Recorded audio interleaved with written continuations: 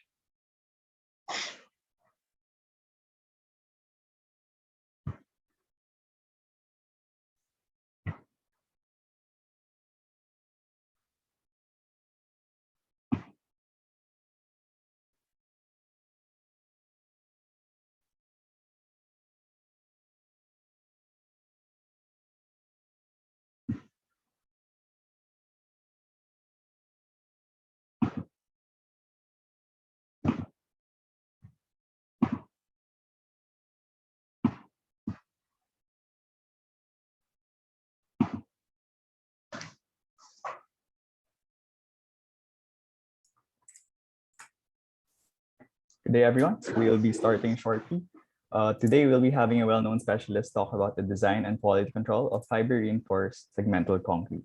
Before we begin, a few reminders for all our attendees.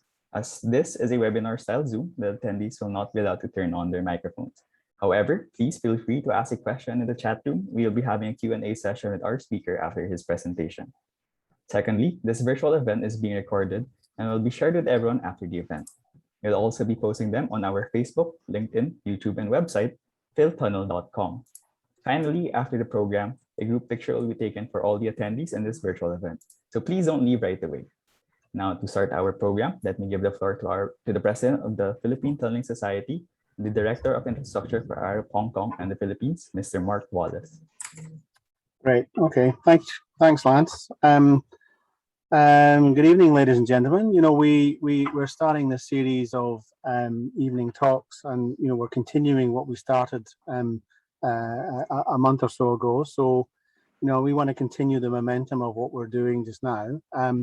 Hopefully, you would have got the newsletter as well. I think that was posted a couple of days ago. So, you know, there's various things in there. Hopefully, you find that interesting. and we're going to have some updates and a newsletter in December as well that will try to bring us up to date on some of the projects that we're doing, and also on some of the tunneling projects, as well as other tunneling issues in the Philippines. So so I think that, you know, we're continuing with what we're trying to do to push the tunneling agenda forward. And I think Malcolm, our treasurer, has a few announcements before we go into the talk by Mr. GAN. Malcolm, you want to say a few words? Yeah, thanks, Mark. Yeah, good afternoon, everybody, wherever you are, maybe dialing in from. Again, I'm just looking at the list of attendees. I can see there's a lot of new faces here, so thank you very much for coming along. As I mentioned last month, we are very thankful for the people who've paid up and contributed with their subscriptions. We are looking at, for next month's AGM, we're looking at what we're planning to do with subscriptions for 2022. Going forward, we're trying to sort of get a mixture of a virtual and hopefully some live sessions next year. So we'll be back in touch. So just a request to people who maybe still have a pending subscription payment, please let us have that. And if you want to reach out to me, I'd be delighted to help you and show you how to relieve you of your subscription monies. And as I said, the AGM is coming out back in next month in December, and we'll be sending out invitations for all paid up corporate members on that. So yeah, that's it. Back to you, Mark. Thank you. Okay, thanks, Malcolm. So tonight we're really pleased to have Mr. GAN Cheng Chian from Becker, Regional Technical Manager, who's going to give us a talk on design and quality control in fiber reinforced segmental concrete. So Mr. GAN has over 32 years of experience in civil engineering, and 23 years of that is specializing in fiber reinforced concrete. So he's undoubtedly an expert in this field. And he's been involved in more than 22 fiber reinforced spray concrete lining, tunnel lining designs, and fiber reinforced concrete precast segmental and cast concrete tunnel lining projects in the region, in Singapore as well. And he also holds a number of positions and certifications, such as the member of the working group on Singapore standards since 2019. He's a domain expert for spray concrete and fiber reinforced concrete under the Intelligent National Productivity and Quality Certificate specifications in Singapore from 2019 and 2020 respectively. And he's also a vice president of the Society of Rock Mechanics and Engineering Geology in Singapore. So, Mr. GAN, I'd like to invite you to give us your presentation, and thank you for that. Thank you. Thank you, Mark. Good evening, everybody.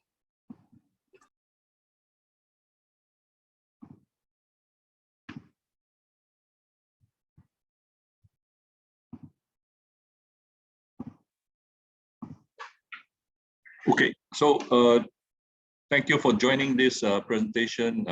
Tonight we will talk about design and QC in fiber reinforced segmental concrete, focusing on Singapore. And the first part of the talk will be the development of a fiber concrete mix for Singapore Circle Line Phase 6. And this was a paper published recently in September.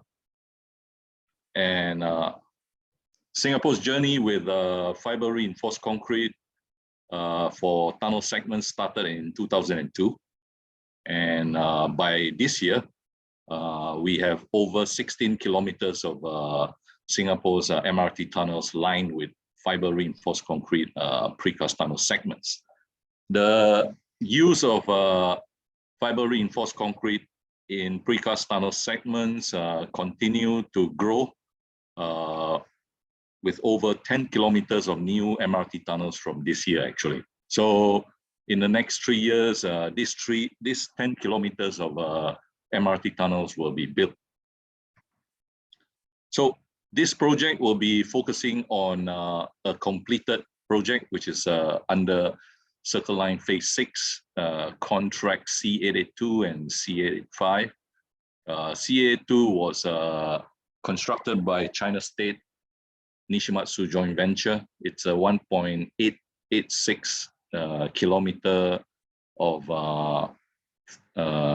precast tunnel segments with fiber concrete, and 500 meters of hybrid fiber and steel bar reinforced concrete precast tunnel segments. And C885 is China Railway Tunnel Group, who is a contractor, and it's 1.69 kilometers of FRC precast tunnel segments and 335 meters of hybrid fiber reinforced concrete and steel rebar reinforced concrete precast tunnel segments. So why hybrid? Normally, if the bending moment of the segments is too high, fiber alone cannot sustain this bending moment. So for those sections of 500 meters and 335 meters, actually it was experiencing high bending. Hence, they needed to have rebars working in conjunction together with fiber reinforced concrete to sustain the precast segments. Yeah, that's why some of these segments were hybrid. So this is how the typical ring of these two projects looks like. It's a segment thickness of 275 millimeter. It has an internal diameter of 5.8 meters, and it has a segment configuration of 7+1. So what you see here, 7+1. In the Philippines, you are today using 5+1 for your segments. Yeah. So what happens with 5+1 if you were to convert into fiber-only solutions? When you handle the segments, when you're doing handling, because the segment will have will be kind of long. As a result, by its own self-weight, it already has a bending moment, and the fiber concrete itself cannot sustain this bending moment. So what happens? So these segments actually will have a tendency to crack. So this was discovered in Singapore back in 2002 and 2003, whereby on the earlier projects, they were using 5+1, and they found that these segments have a tendency to crack. And it's purely because of this 5+1 configuration. So the segments become too long. So there are two solutions to this. One is do it hybrid, 5+1, but you have a rebar plus steel fibers. The other solution is you change the configuration to 7+1, and then you make the segment smaller. Hence, you can then do most of the segments as fiber only. So Singapore chose the second solution, which was changing it to 7+1. So by doing that, then they move away from cracked segments. Yeah. So these cracks, in fact, you can repair it. However, as you know, clients don't like to see cracks. So whenever they see cracks, they worry. So that's why they decided to change the system configuration into 7+1. But right now in the Philippines, what you have is always 5+1. You even have sometimes 4+1 for the smaller tunnels. Yeah. So can we use fibers? Yes, we can use fibers, but then maybe you have to accept that cracks will come, or you can do it as a hybrid solution whereby you add rebars with fibers. But some customers or some clients will say, oh, that fits the purpose of productivity, because we still need to use rebars, we still need to install rebars, and then we still need to use fibers. So cost-wise, productivity-wise, there is not much difference. Hence, that is why in some countries in Asia and even outside of Asia, those countries that are still using 5+1 configuration, normally you don't see them using fiber only segments. It's kind of rare. Yeah. But today with improvements and better performance of fibers, the possibility to do 5+1, maybe it's coming. Yeah. So if you were to use higher performance fibers, there is a possibility that it can work, but we need somebody to try it out. Yeah. Some projects in Australia have already started trying this out, and it's working. Yeah. They are not complaining of cracks, but again, it's in a country whereby they really understood what is fiber concrete, so they know how to take care. They know how to deal with fiber concrete. It's not a first-time user. Yeah. Then this is the mixed design that was developed. So this mixed design was developed after a 7 to 8 month period. Yeah. So this is how the mixed design looks like. And in fact, if you use this mixed design, you can have a fiber reinforced concrete segment. Yeah. And what is the performance requirements in Singapore Circle Line? So performance requirements are all in characteristic values.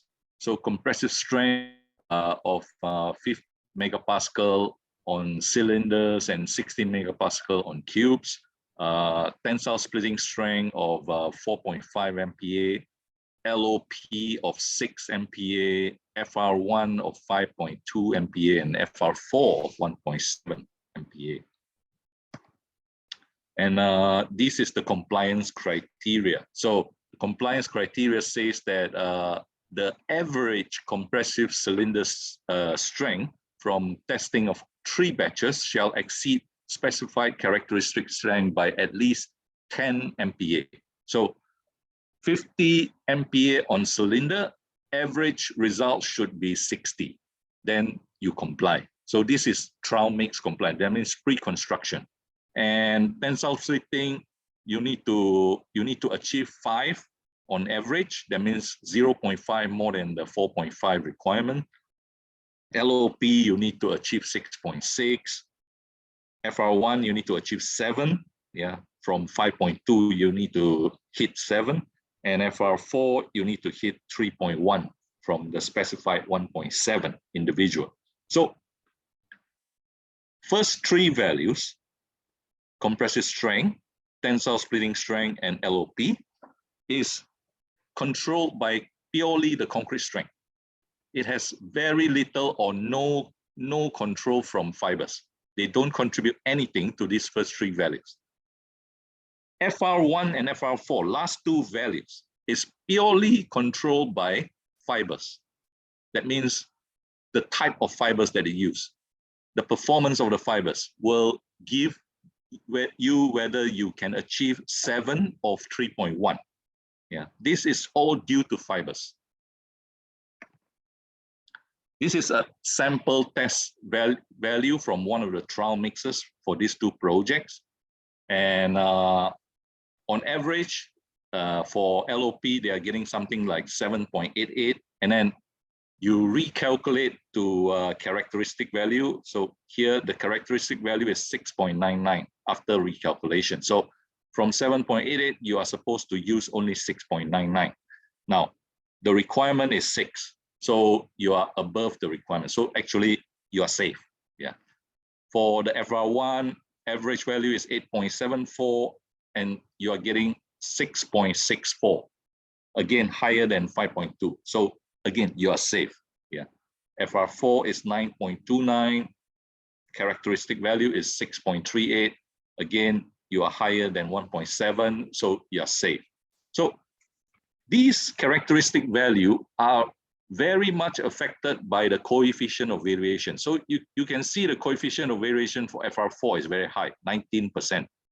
But LOP is only 7%. So between 7.88 to 6.99 is very little difference. But if you look at the FR4, 9.29 average, but you only allowed to use 6.38 in design.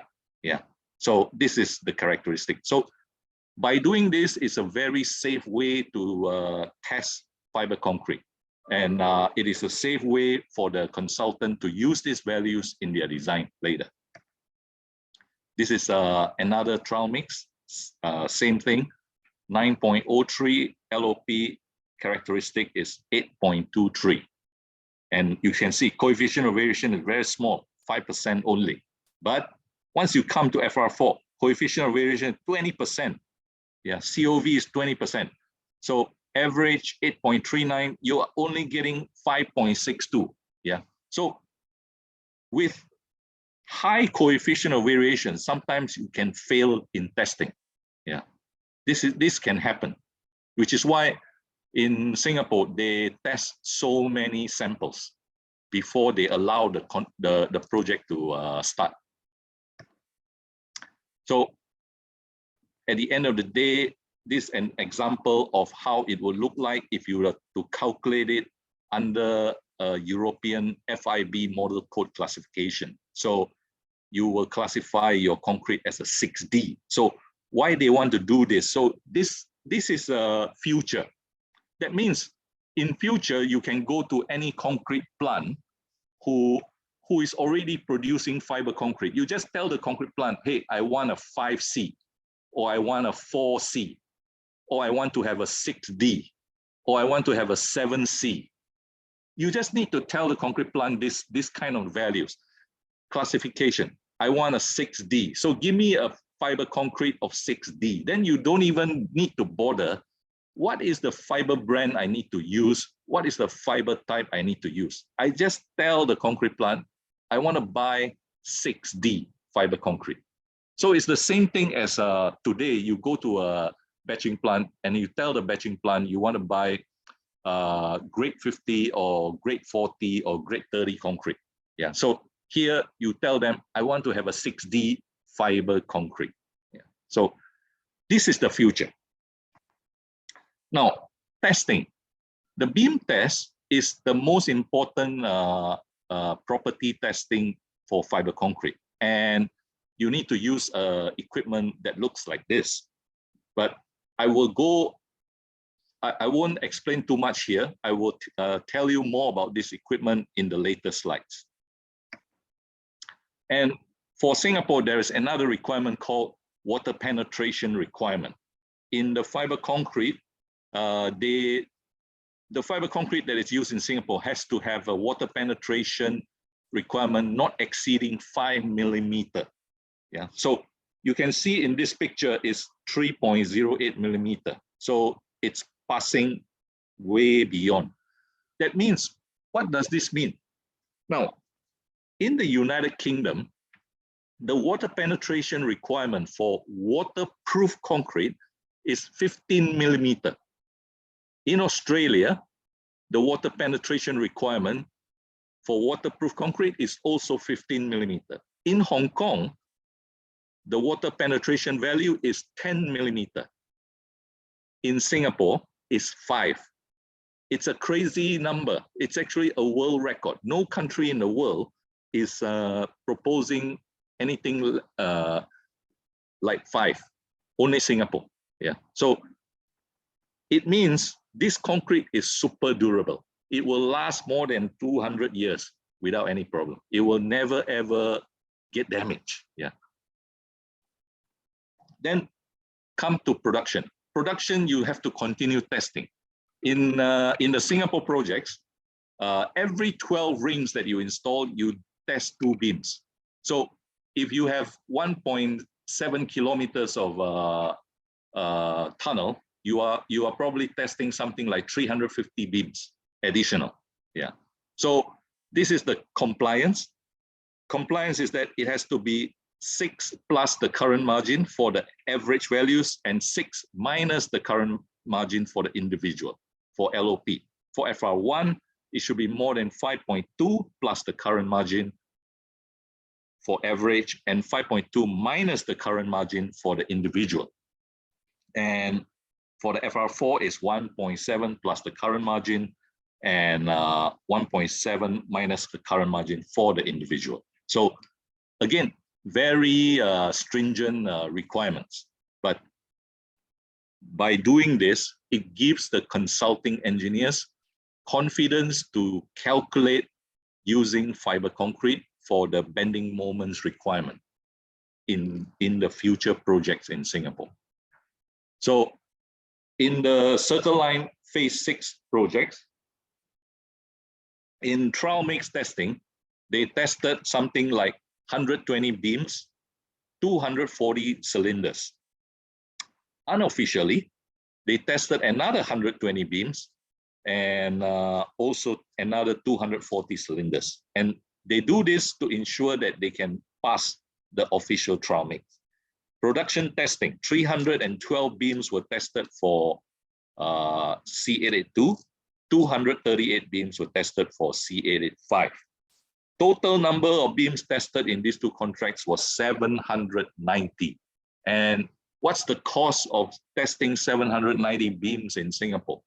It's about $230,000 US. What is the cost of purchasing a testing equipment suitable for fiber concrete? It is about $150,000 US.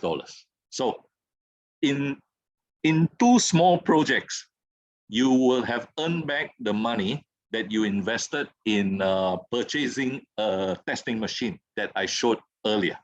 Yeah, so because you need to test 790 beams anyway, so that is worth something like $230,000 US. Yeah. Why is this so strict? Because it helps to provide more confidence to clients and consultants to adopt fiber reinforced concrete in permanent structures. As you can see, for Singapore, these precast segments are permanent structures. And why we need to have good FR1 and FR3 or FR4 values, because they are, look at the red color here, they are used in calculating the bending moment. So bending moment will need this FR1 and FR3 or FR4 and FR1. Yeah, so these values is needed in the calculation of bending moments. And this is in accordance to the current Singapore Standard 672 published in August 2021. This is in Annex O. Yeah. So the Circle Line Phase 6, 882 and 85 was also required to use automatic dosing for the fibers. So this is the automatic dosing machine for the steel fibers. So the fibers is in this big bag. It goes into this big tank, and it will discharge into the conveyor at the end here. So the fiber dosing machine shall achieve a weighing accuracy of ±1%. Now, this equipment can only achieve a dosing accuracy of ±3%. It cannot achieve ±1%. So that's why there is another longish contraption at the end here to ensure that the accuracy of ±1% is achieved. So by having this type of accuracy, you will have less wastage. You have almost no wastage in dosing of fiber concrete. So like rebars, you always have to have a 5 to 10% wastage of rebars, but here totally no wastage because it's like super accurate. It's ±1%. So concluding remarks on this paper is a highly durable, world-class fiber reinforced concrete mix with FIB model code classification between 6B to 7D was developed between the years of 2017 to 2018 and proven to be consistently repeatable between 2018 to 2020 during actual production. So it resulted in a very durable precast segmental tunnel linings for Singapore Circle Line Phase 6, contract C882 and C885. And as mentioned before, Singapore Standard 674/2021, design of fiber concrete structures was published at the end of August 2021. Now, let's go to that portion of Singapore Standard 674, whereby we talk about the QAQC of fiber concrete. First of all, making the samples. You make the beam samples, or you make the cubes, or you make the cylinders. All samples must be made on a vibrating table. You cannot use any other ways to vibrate your sampling. You have to use a vibrating table for the compaction of fiber concrete beams, cylinders, and cubes. Beams should be 150 mm by 150 mm by 700 mm length. Now, in the standard, it allows for 600 mm length. But however, I always recommend to use 700 mm length. I do not know why, but so far, whenever you use 700 mm length, you never fail in the beam test. But if you are using 600 mm, there sometimes has a tendency to fail in the beam test. So I do not know why, but anyway, it's allowed to use up to 700 mm in the beam specimen. So I highly recommend to use 700 mm. And for cylinders, it can be 100 mm diameter by 200 mm depth, or you can also use 150 mm diameter by 300 mm depth. And for cubes, it should be 150 by 150 by 150 mm. And you must always use a vibrating table, like what is shown here on the left-hand side. And this is again the vibrating table for making cylinders. Yeah, so they are making cylinders.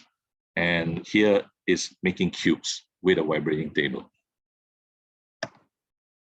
Okay, just now I show you this picture. So this is the correct equipment to test fiber concrete, fiber reinforced concrete, yeah, to test the beams. And why is it correct? It's correct because it has a frame of 200 kilonewton to 300 kilonewton. And one of the things that we should always look out for, because each beams must have a notch at the center. And this notch can be damaged before the testing. So always check your beam notch before testing, because if you before testing, if your notch have a small crack, your testing will already fail. So you shouldn't even bother to continue with the testing. You should change the beam already. Yeah. So check the beam notch before testing. If a crack line already appears, do not test further. Never use a big saw to cut a small beam. Yeah. So some labs have a tendency, oh, I have a big saw, so big cut small should be okay. Actually, it's not okay, because a big saw can sometimes damage the beams. So always do not use a big saw to cut a small beam. Yeah. And do not use a big machine to test a small beam as well. So here, these three types of machine, you can't use at all. They look huge. Actually, these are very expensive, high-tech testing machine, but it cannot be used to test these small beams. It will never work. Yeah. So why? It's the wrong frame. 600 kilonewtons to 1,500 kilonewtons loading frames. Do not use them. Never use a big machine to test a small beams. Yeah. So why you use a big machine to test a small beam is clumsy, because the big machine cannot pull back fast enough to capture the values. Yeah. So it is not fine-tuned enough to capture the values. So never use a big machine to test a small beam. So all these three machines are wrong. But if you were to read the EN 14651 manual, actually they never say that these machines cannot be used. That's why many labs always says that, hey, the standard never says that I cannot use this machine. Okay, but then what happens is that you will have half your beams failing and only half is passing. And with that, the client will reject the whole testing, and you have to waste another 1 month to retest everything all over again. Yeah. So don't use this type of machine, even though it's not mentioned that it cannot be used. Yeah. For me, it cannot be used. So this is a typical beam test curve, what is right and what is wrong. So you see the yellow curve here. After the first crack, this is FL. Then it will go down a little bit and then it goes up again. So this is correct testing, correct test setup as well. Another curve is the black color. After the first crack, FL, it drops. And then it continued dropping, yeah, gradually until the CMOD of 3.5, then we stop the testing. Again, this is also correct beams and correct test setup. Then we have the third line, the red line here. After first crack, it drops suddenly. It really suddenly drops. It means it's a big machine testing a small beam. So it drops too fast and it cannot capture the value at CMOD 0.5. So it totally drops off.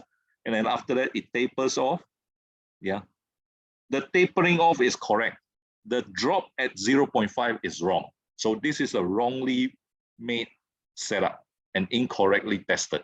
Yeah. So this is what is right and what is wrong about testing. Then another QAQC check that has to be done every day is called the EN 14721 fiber content check. So this check has to be done every day that you have casting.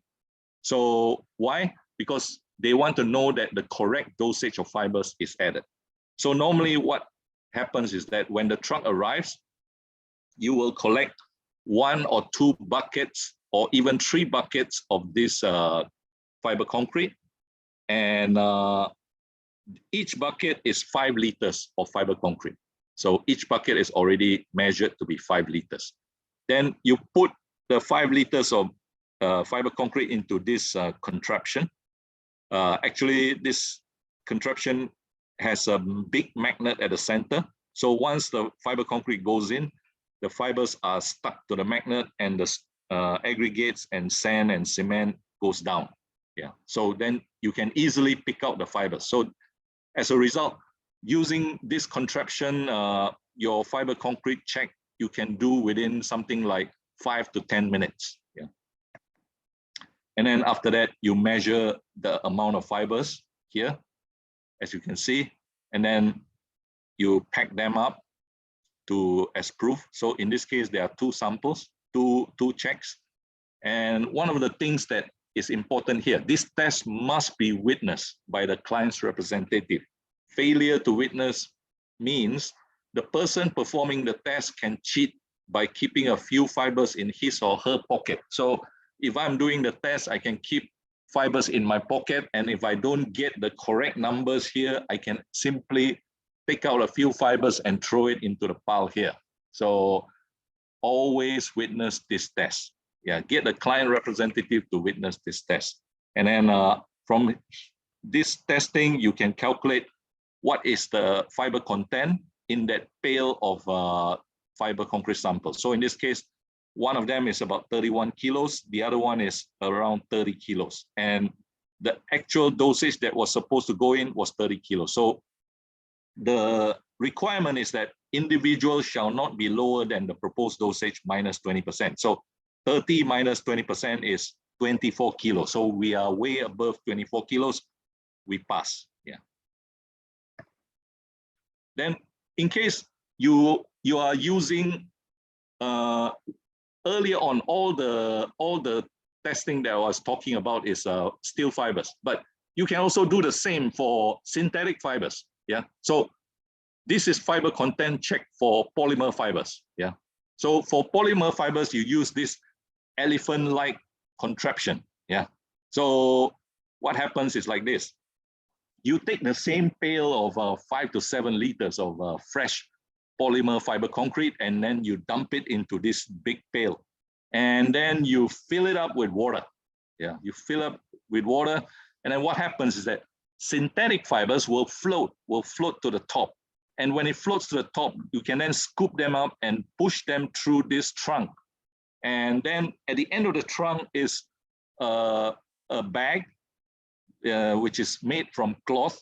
So the fibers will go into this cloth bag and the water will just drip off. So from there, you can weigh the amount of synthetic fibers that is in the mix design. So you can do the same testing for synthetic fibers as well, or polymer fibers. So then we weigh the fiber content, and then immediately, again, in about, this one takes a little bit longer because we need to wait for the fibers to float. So it takes about maybe 10 to 15 minutes, but it's still fast, relatively fast to do the check. Okay, in the Singapore standard, in Annex P, these are the pre-construction testing requirements. It's a normative, so means these are rules. Rules cannot be changed. So at least 12 beams must be tested for pre-construction. At least 3 fiber contents check must be done for either steel fibers or polymer fibers. Yeah. So for Singapore, what is the requirement? In some projects, they are requiring 3 batches of steel fiber concrete from each plant, 3 fiber content tests, and 20 beams. So for fiber content test is similar to what is in the standard, and for the beams is better than the standard. So standard is minimum 12, but in the project is requirement 20. So it's better, so it's good. Then we have what is the compliance? So the compliance here is that it must again be characteristic value, and it must exceed by an adequate margin. So similarly, in Singapore, it shall exceed by a specified value more than 0.6 for LOP. For FR1, it must exceed by 1.8, and for FR4, it must exceed by 1.4. So it's very similar to what is written in the standard. And one reminder I have for you is that characteristic value accepted only. So we must always accept only characteristic value, not average values. Average values cannot be used in design. Then for fiber concrete, fiber dosage testing, every sample should be at least 0.8 of the specified minimum value. An average of 3 samples should be more than or same as 0.85 of the specified minimum value. So if the minimum value is 30, every single sample should be 24 at least. And for the average value, it should be 25.5. Yeah, it should be at least 25.5. Now, what is the requirement in Singapore? Individual cannot be lower than the proposed dosage minus 20%. So this is the same. Average value shall not be lower than the proposed dosage minus 5%. So it's higher than 0.85. In Singapore, it's 0.95. So you need to hit 28.5 kilos before you are considered okay in Singapore for average values. Then execution classes for fiber concrete, Annex Q in the Singapore standard. Again, these are rules. So execution classes, these are used as production testing requirements. Now, if the element, the structure, the element that you are using fiber concrete for is considered non-structural, then you put it under class 1. If it is structural, you put it under class 3. And if it is part structural, you call it class 2. Now, the problem here is in Singapore, contractors want to go under class 2, yeah, and or even class 1. They do not want to go to class 3.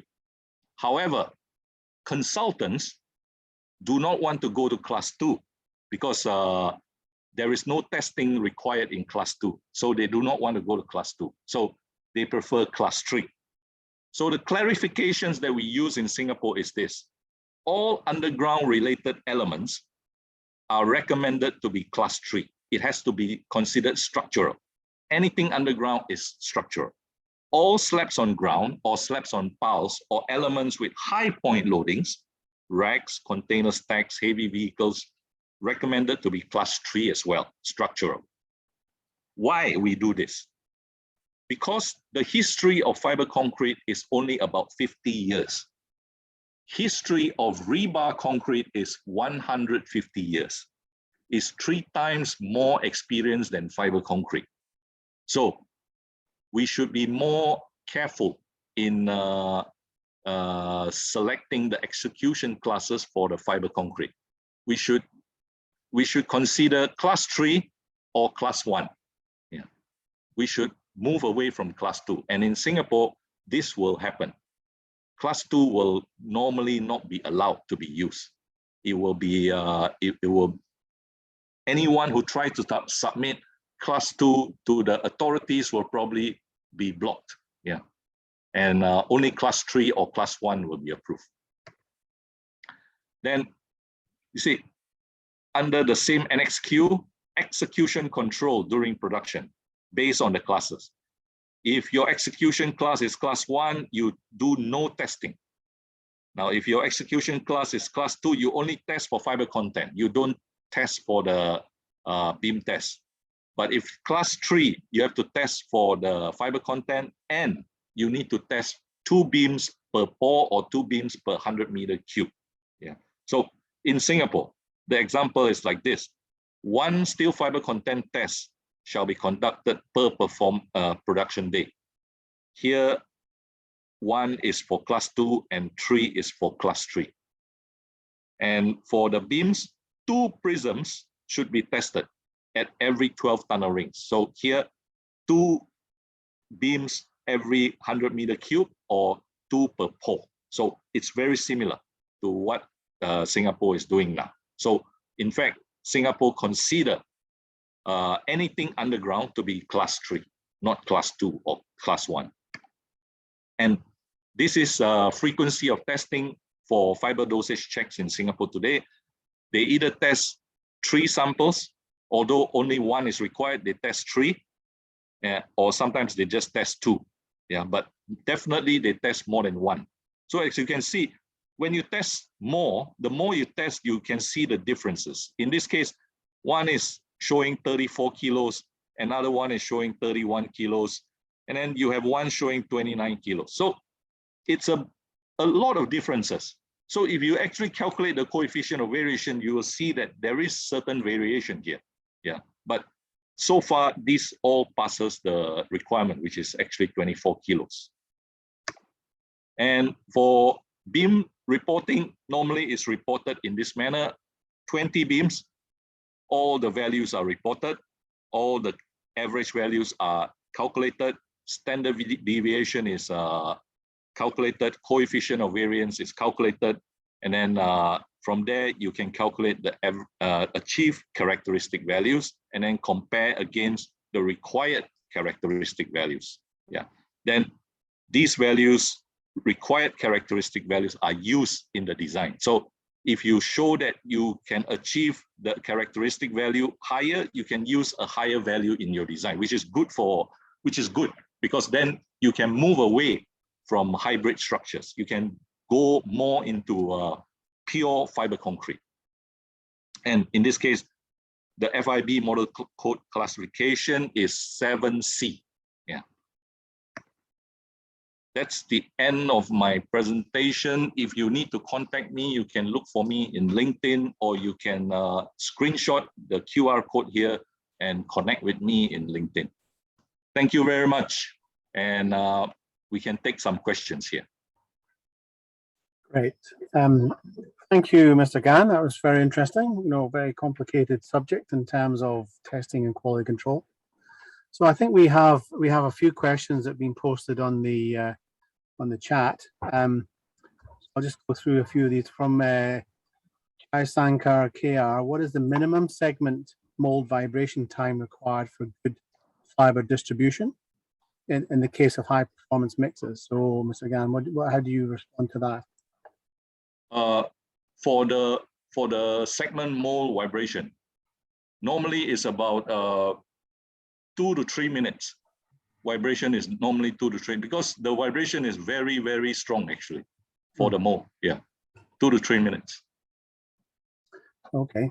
Another question here from Ralph Winterberg. So talks about the costs for testing in Singapore, but actually suggests that Australia has much significantly lower costing tests costs. So the impact on the cost becomes minimal. So any observations on the comparison of testing costs across the region? Today the cost per beam in Singapore is about $350, but by now there will be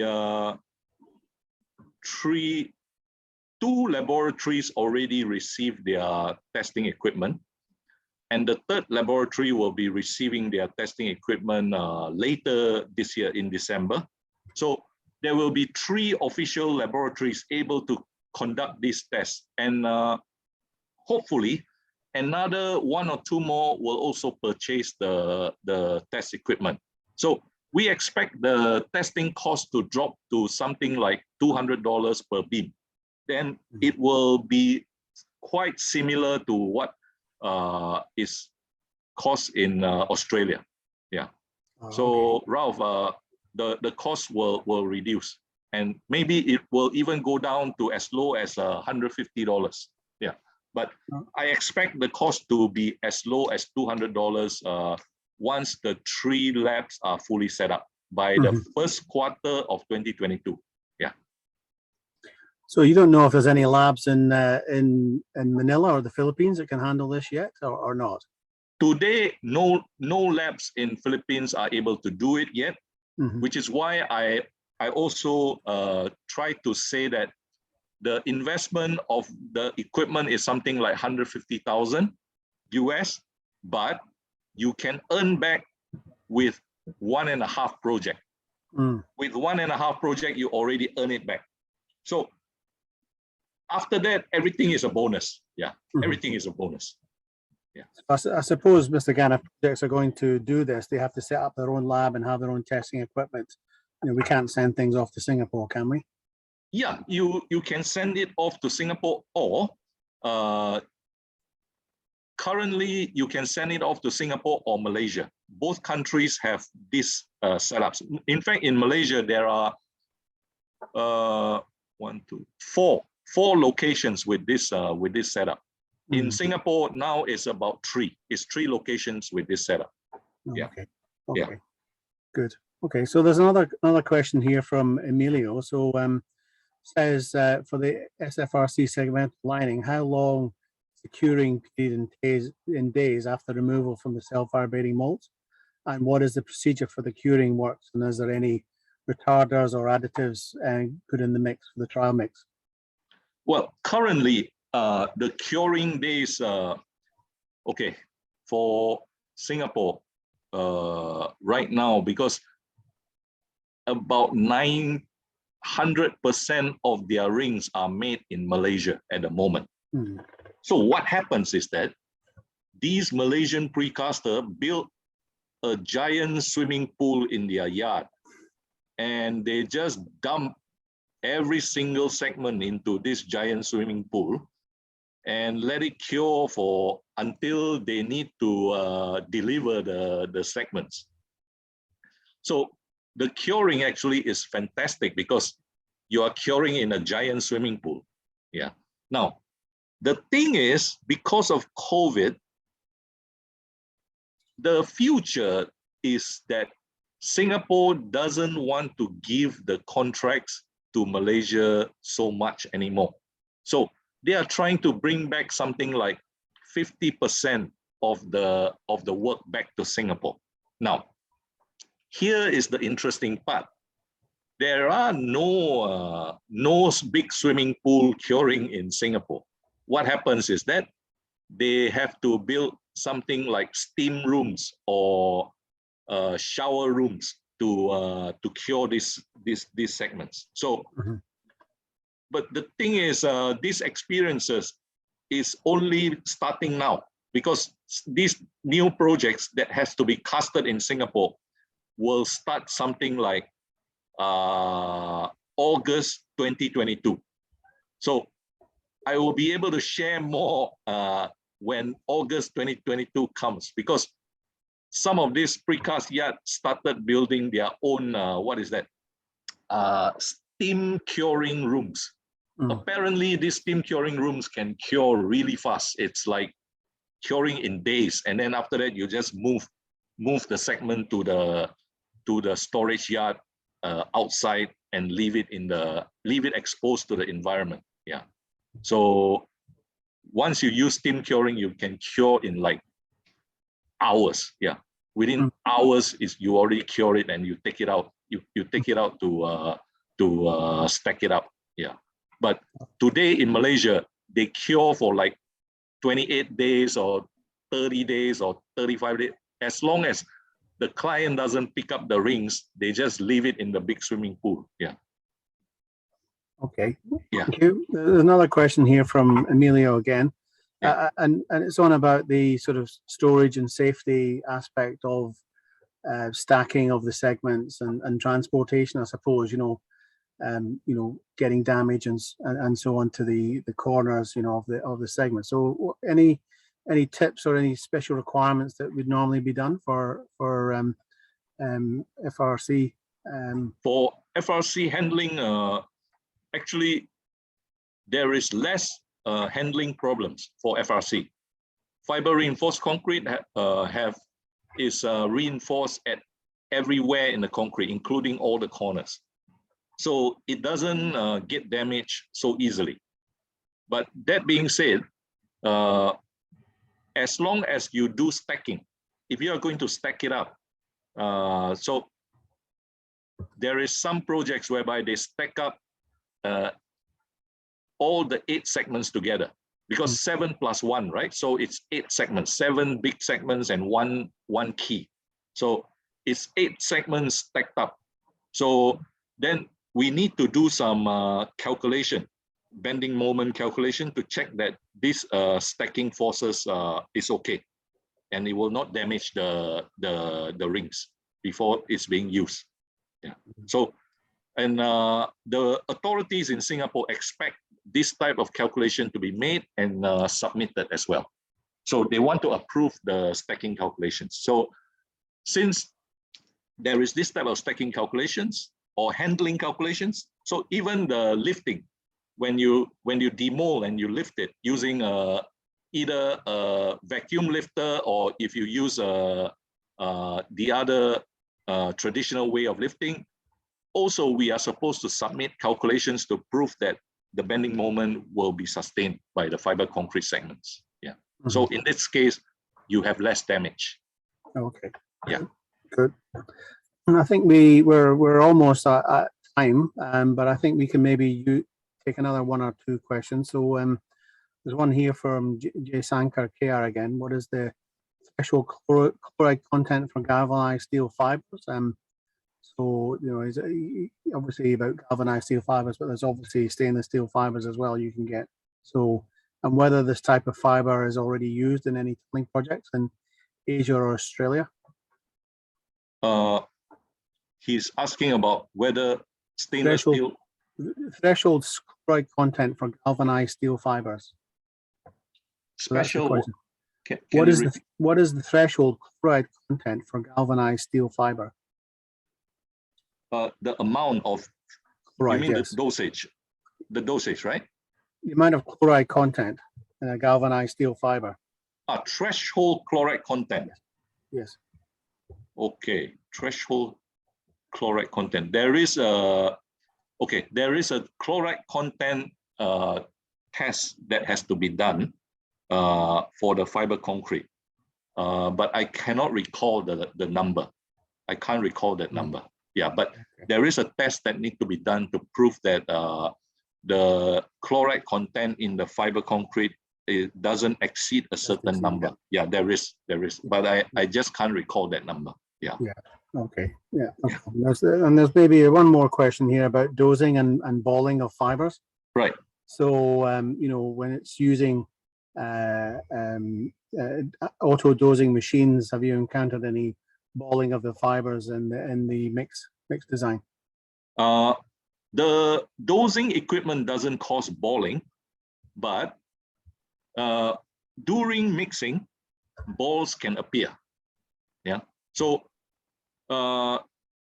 in the precast segments, so far we do not see these balls so often. But for cast lining, in Singapore we have a project whereby it's cast lining. So you mix the concrete and then you transport the truck to the shaft, and from the shaft you pump the concrete into the cast lining mold. In this type of concrete, we do see some balls appearing. Yeah. And these balls are appearing mainly because it's purely because of the truck that is being used. Some trucks do not have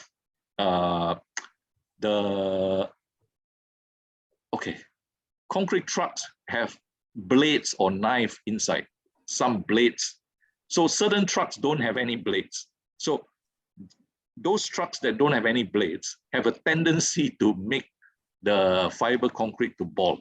And we see some of these balls coming up sometimes. But once we see the balls, actually these balls cannot be used, because if you let the balls go in, it will jam up the pump and then you will spend the next 3 hours trying to clean your pump. So it's better to remove these balls. Okay. Yeah. Good. I think we're over time, but there was one question I was going to ask you about for special segments such as shear cones and things like that. When you have a cross passage or similar, you know, would you use FRC in those cases where you have, you know, special shear cones, say for example on segments? So in those cases, you know, maybe you'd use RC. For me, if there is a shear resistance requirement, I would check whether fiber concretes can sustain the shear or not. If it cannot, actually we should do a hybrid, or we should forget about fibers and just use rebars. Yeah. Okay. Because personally for me, hybrid is no meaning. Yeah. I don't like to mix and match, because you are not contributing to productivity. You should either choose rebars or you choose fibers only. And if you can't use fiber only, then just move to rebars. Yeah. That's my thinking on this. Yeah. All right. Okay. Good. Okay. I think that's we've had quite a few questions answered there. Thank you, Mr. GAN, for that, and no problem. And thank you for your great presentation and the discussion afterwards. So thanks. Just in closing, you know, we hope you've enjoyed the talk tonight. Yeah. And please let us know your thoughts on the newsletter and provide some news bites if you can. Also, just to remind people that we're preparing a register of tunnels and major underground structures in the Philippines, and hope that we can post that on the website in the near future. The website has a little bit of a revamp already, but we're still working on that. So please join the society and contribute to the community in the Philippines for tunneling. Also a reminder that we have our AGM on the 3rd of December for paid up members. And after the AGM, we'll have a talk by myself on underground space planning and insights and how underground space planning has been planned and controlled in other cities around the world. We also have, so far, we have the speaking slots in January taken up by someone's going to talk about small bore tunneling and micro tunneling for utility tunnels. And then in February, we're honored to have USEC Jay Bataan from DOTR is going to come and talk to us about the tunnels that we're expecting within the planned railway and metro systems in Manila and the Philippines. And in March, I think we may have a speaker already lined up to also talk about some tunneling examples and case studies in the region. So with that, I'd like to thank Mr. GAN again for his great presentation today. And thank you everybody for coming, and hopefully see you on the 3rd of December for the AGM and for the talk. Lance, I think we need to take a picture, everyone, to prove we were all here. Hi, Mark. Yeah. Hi, everyone. So we'll be taking a group picture. You should be seeing a prompt on your screen soon to open your video camera. So while the others get ready for the picture, let's wait a little bit. Yeah. So.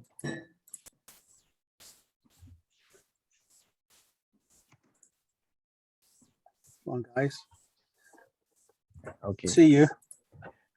You know, we'd like to get back to face-to-face meetings, and we're sort of hoping that we'll be able to get together sometime in maybe March or April time. We hope, you know, fingers crossed we can do that. So come on, don't be shy.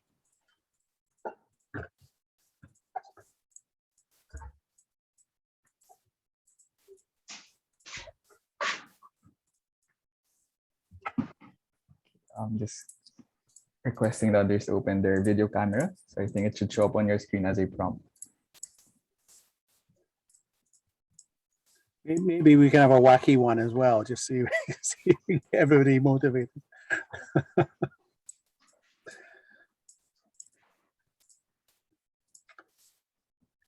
Come on, guys, we need to see you. Hello, Ralph.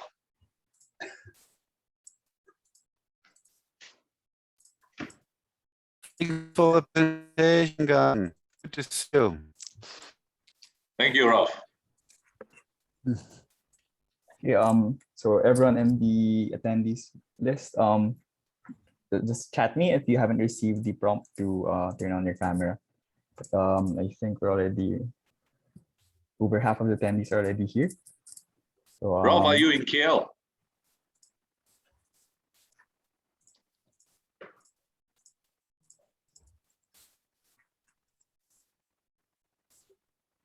Okay, yeah, I think we can take the group picture soon. Okay.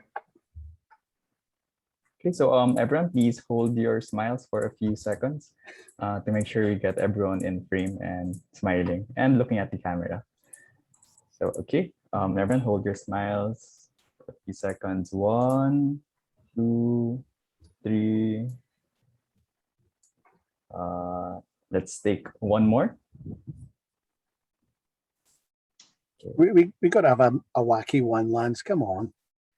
Okay, let's take one more shot, just regular smiling, then let's do a wacky one after. So, or yeah, we can do the wacky one now, I guess. Yeah, go on then, wacky one. Right. Okay.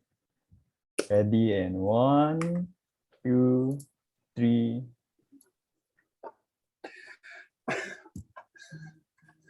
Good. Thanks, guys. Okay. Thank you.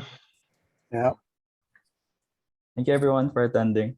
Yeah. Thank thanks, you. guys. Thank Okay. you. All right. Bye. Thank you. Bye. Bye-bye. Bye-bye. Bye. Thank you. Bye. Bye. Thanks, Thank everyone. you. Thank you, GAN. Yeah. Catch up Thank you. soon. Thank you. Thanks, Yes. GAN. Bye. Bye-bye. Thank Bye, you. GAN.